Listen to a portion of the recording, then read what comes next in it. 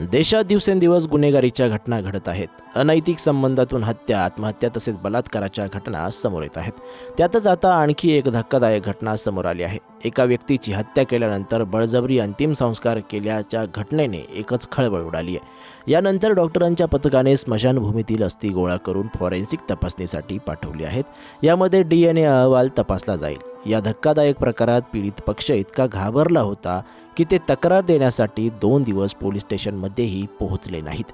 यानंतर गोपनीय माहितीच्या आधारे पोलिसांनी पीडितेच्या बाजूने पोहोचून प्रकरणाचा तपास सुरू केला.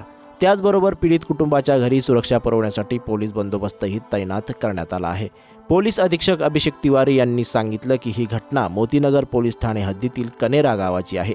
या ठिकाणी 28 फेब्रुवारीला गावातील आरोपी पप्पू घोसी यांनी निर्मल पटेल याला आपल्या ऑफिसला बोलावले.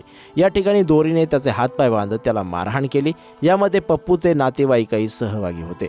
जेव्हा निर्मलच्या भावाला माहिती झाली तेव्हा तोही घटनास्थळी पोहोचला.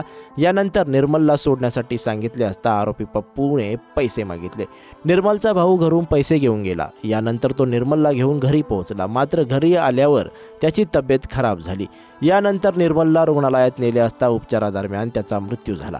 ही बाब आरोपी पप्पूला कळताच त्याने पोलीस ठाण्यात तक्रार न करण्याची धमकी दिली आणि 29 फेब्रुवारी रोजी सकाळी निर्मलवर अंत्यसंस्कार करून टाकले. पोलिसांनी दिलेल्या माहितीनुसार 29 फेब्रुवारी रोजी सायंकाळी पोलिसांना माहिती मिळताच 3 पथके तयार करून तपास करण्यात आला. घटनेची खातरजमा झाली आणि मग यानंतर कुटुंबियांशी बोलणी करण्यात आली आणि त्यानंतर त्याच गावातील आरोपी कुटुंबातील सदस्यांना ताब्यात घेऊन चौकशी करण्यात आली.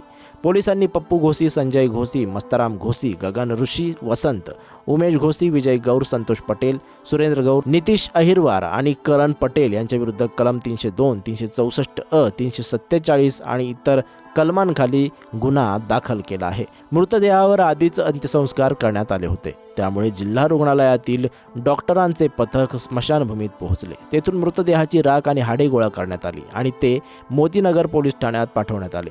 मोतीनगर पोलीस ठाण्यात पाठवल्यानंतर त्यांना सागर येथील मध्य प्रदेशातील सर्वात मोठ्या फॉरेन्सिक लॅबमध्ये पाठवण्यात आले आहे. येथून येणारा DNA अहवाल घटनास्थळावरून गोळा केल्याच्या रक्ताच्या नमुन्याशी तपासला जाणार आहे.